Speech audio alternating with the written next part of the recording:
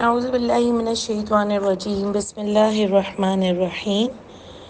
جی ہم نے آیت نمبر 93 تک کیا تھا، اور آپ دیکھیے کہ آیت نمبر 93 میں جو خاص بات ہم نے پوری پچھلی آیتوں میں دیکھی، تھوڑا سا ریکال کر لیتے ہیں کیونکہ اس دفعہ 3 days ہو گئے ہم لوگوں نے اس کو نہیں دیکھا تھا۔ کل بھی ہماری ریکارڈنگ میں کوئی پرابلم ہو گیا تھا۔ تو آپ دیکھیں ہم لوگ کیا ڈسکشن کر رہے تھے یہاں پر، کہ انہوں نے کہا کہ پہلے تو یہ خود مانگتے تھے کہ اللہ تعالیٰ ہمارے اوپر حق کو کھول دے، لیکن جب حق کھل گیا تو وہ ان کو پسند نہیں آیا، کیونکہ وہ ان کا پسندیدہ حق نہیں تھا۔ اور جن پر کھلا وہ یہ چاہتے تھے کہ ان پر کیوں کھلا، اصل مرچیں جو ان کو لگیں، اصل جو ان کو پرابلم ہوئی، اصل جو ان کی ضد بنی کہ ہم پر اترنا چاہیے تھا، ہم بڑے لوگ ہیں۔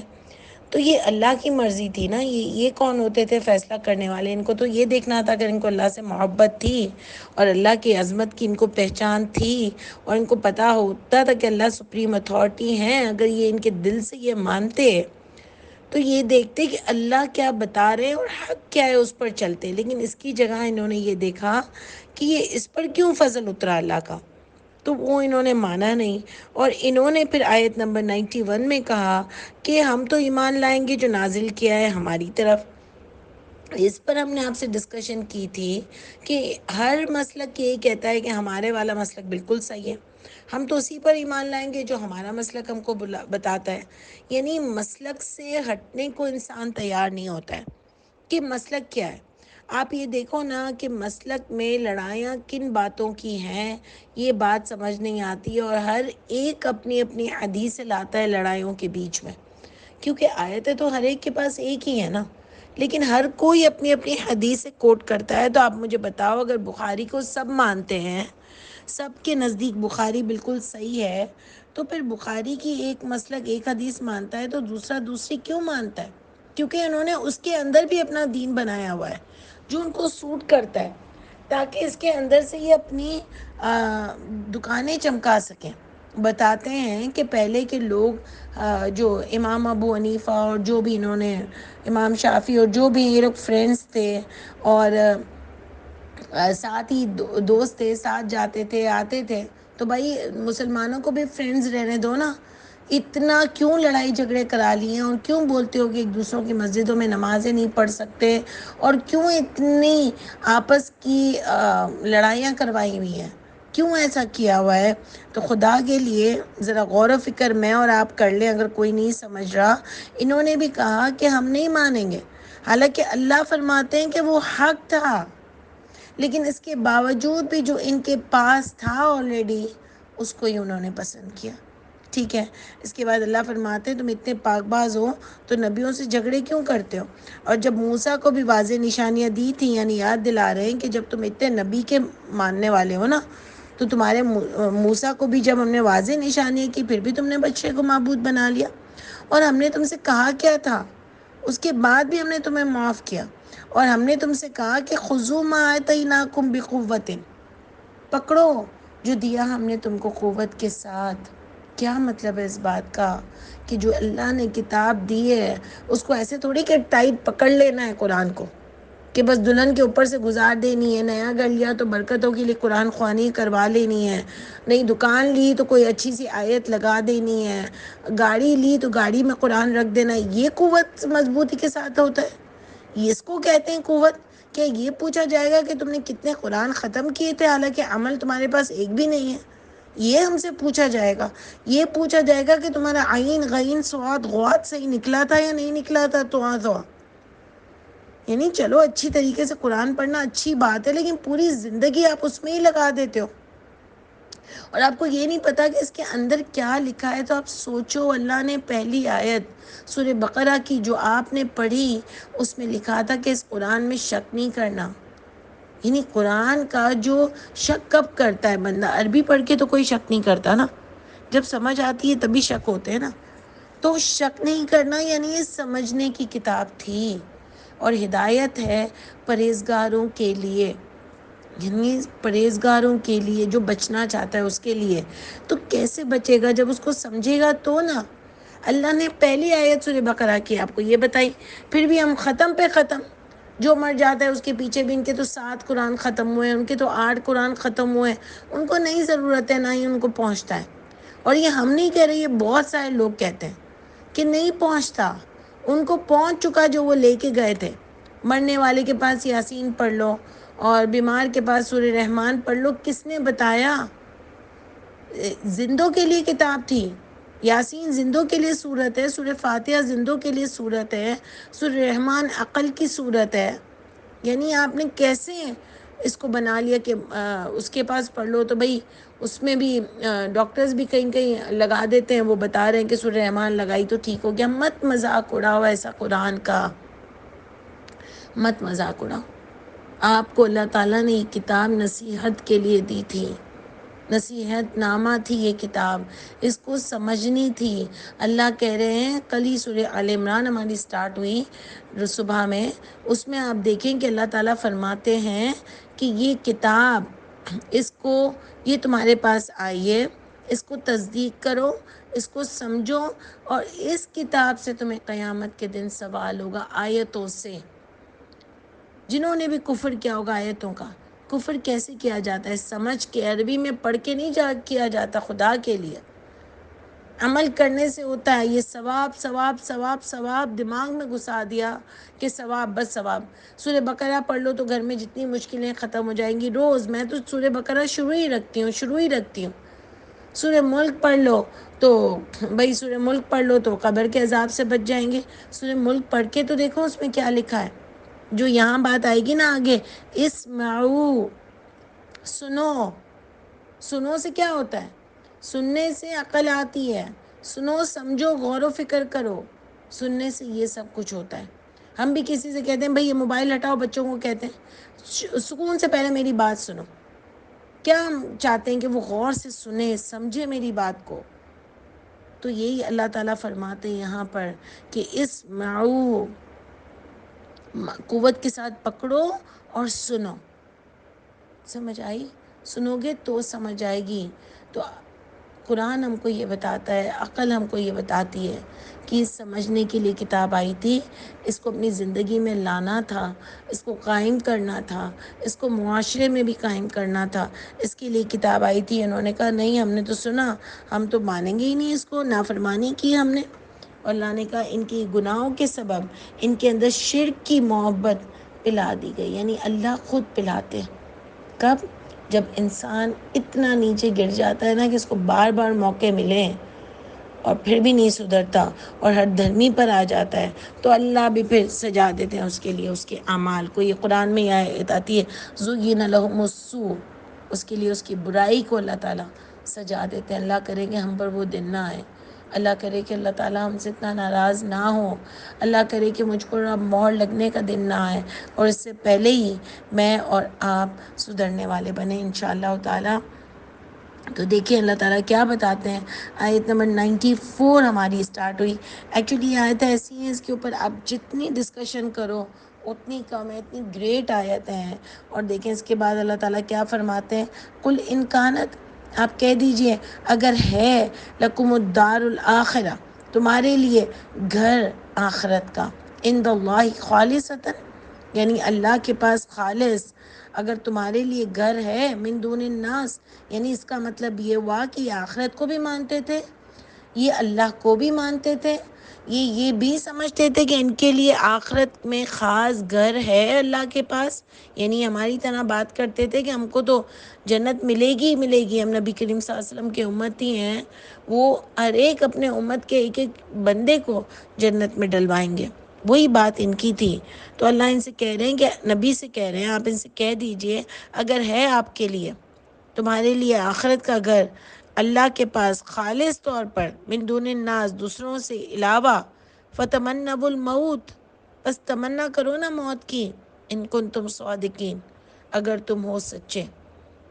یعنی اللہ ان سے کہتے ہیں کہ تمہیں اتنا ہی پتہ ہے نا کہ تمہارا تو اللہ کے پاس ایک خاص گھر بنا ہوا ہے، اور آپ خود بتاؤ کہ اللہ کے پاس جو گھر انسان کا بنا ہوا ہوگا، اگر کسی نے بنا لیا ہے اس کے اعمال کے تھرو، تو آپ بتاؤ وہ کیسا ہوگا؟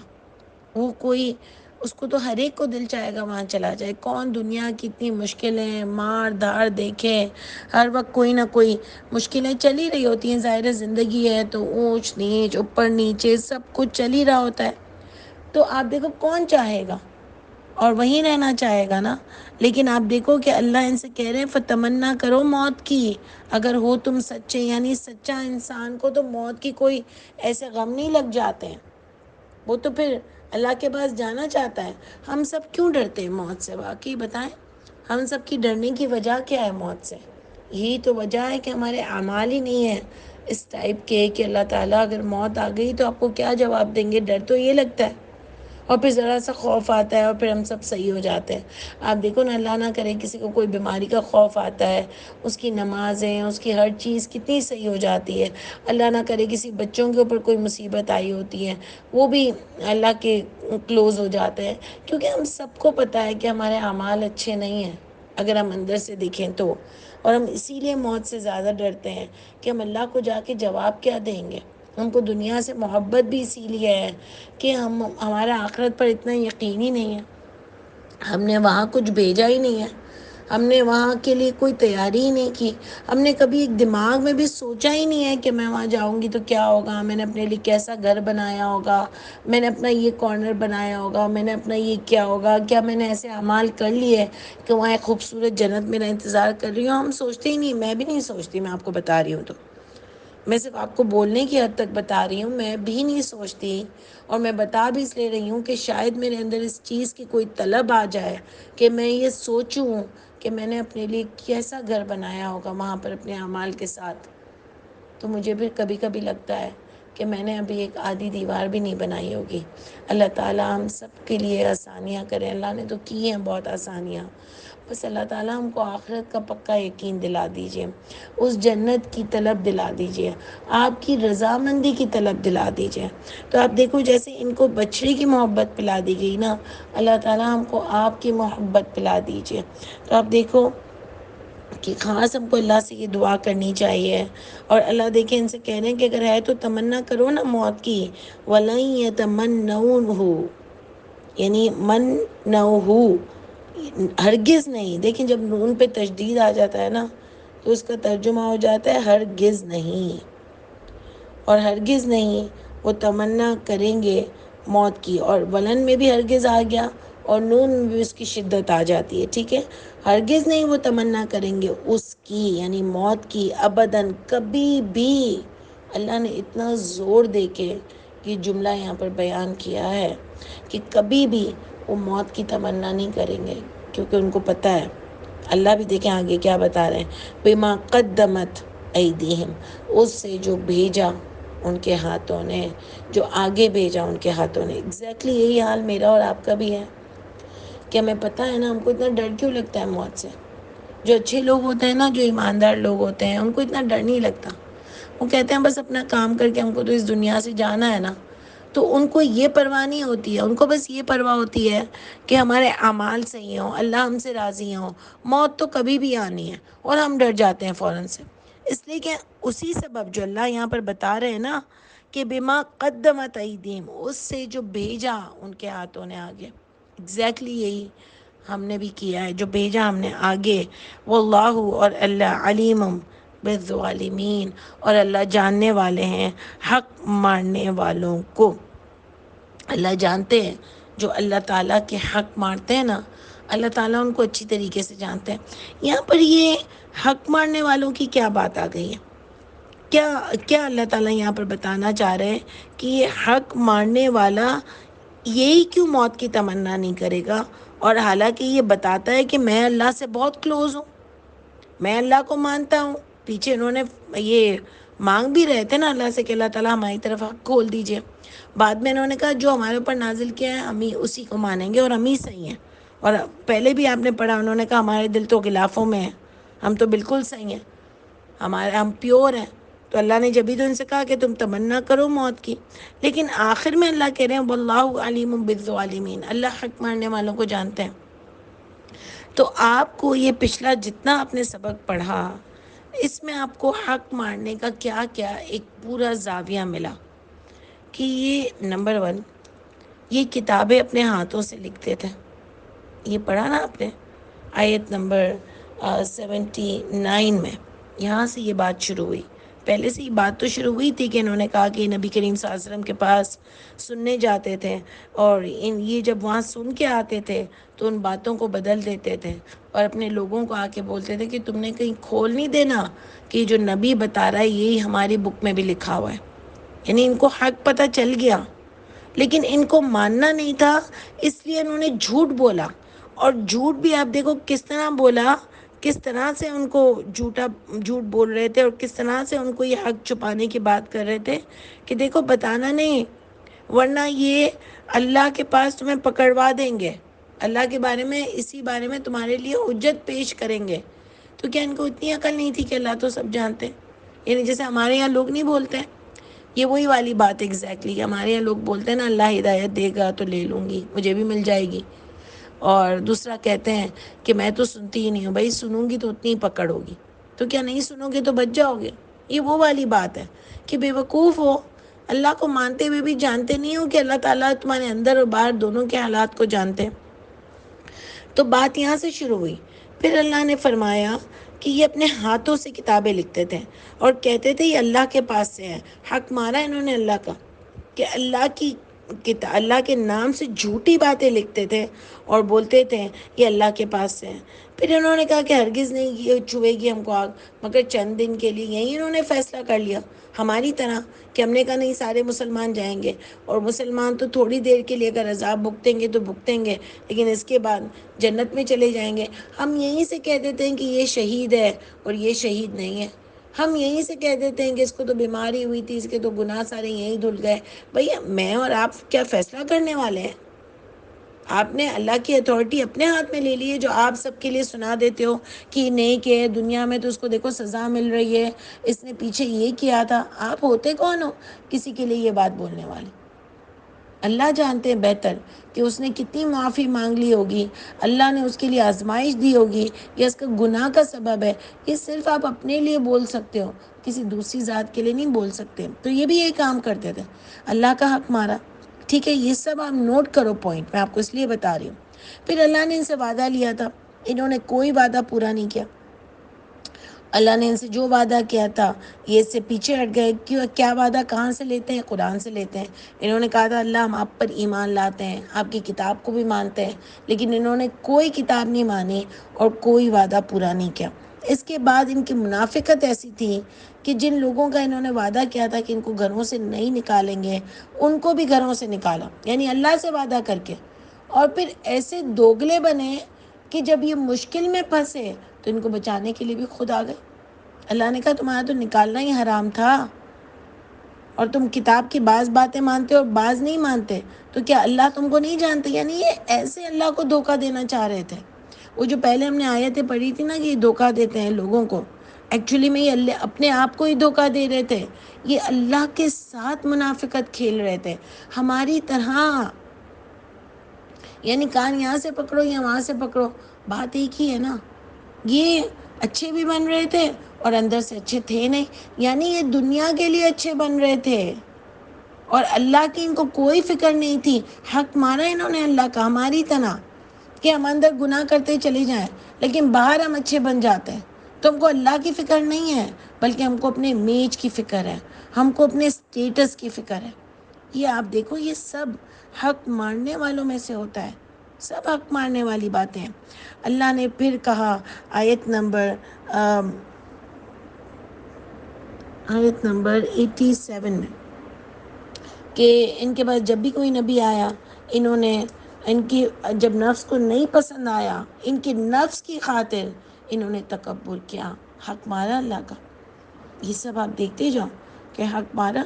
اور جب انہوں نے اللہ نے کتاب دی اور پیچھے انہوں نے کہا، ضد کی وجہ سے اللہ نے کہا انہوں نے کتاب نہیں مانی، حالانکہ انہوں نے پہچان لیا تھا. انہوں نے حق مارا، انہوں نے کہا جو ہمارے پاس ہے ہم تو اس کو مانیں گے، جو آپ لائے ہو. حالانکہ اللہ نے کہا وہ حق تھا، لیکن انہوں نے نہیں مانا، انہوں نے حق مارا. انہوں نے یعنی جو اللہ ہم کو بتا رہے ہیں، ہم سب نے ایسا حق مارا ہے. اللہ یہ آخر میں جو ہم کو ایک لائن میں ایک چھوٹے 3 لفظ میں بتا رہے ہیں نا کہ یہ ساری چیزیں ساری چیزیں کیوں یہ تمنا نہیں کریں گے موت کی؟ کیوں کہ انہوں نے جو آگے بھیجا تھا، اللہ اچھی طریقے سے جانتے ہیں حق مارنے والوں کو.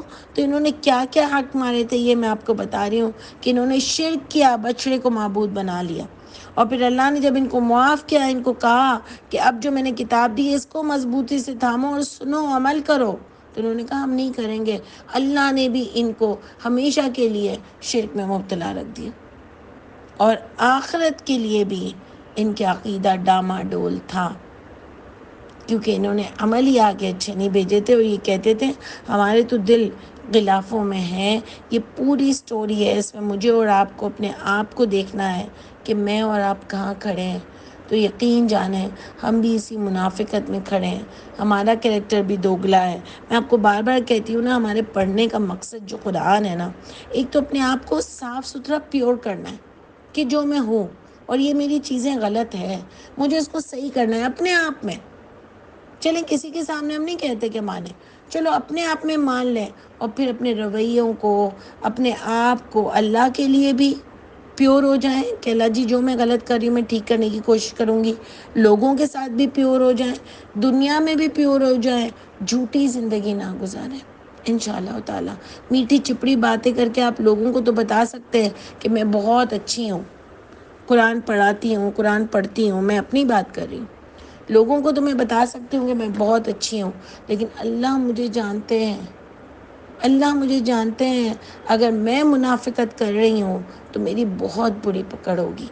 اللہ تعالیٰ ہم سب کو پیور کر دیں، سرخروی نصیب کریں انشاءاللہ تعالیٰ. اور اللہ تعالیٰ واقعی ہماری بہت دعا ہے کہ ہمارے اندر آپ کی محبت کو رچا بسا دیجیے انشاءاللہ تعالیٰ. پھر آگے کل کنٹینیو کرتے ہیں. سبحان ربک رب العزت عما یصفون وسلام علی المرسلین والحمد للہ رب العالمین. السلام علیکم ورحمۃ اللہ وبرکاتہ.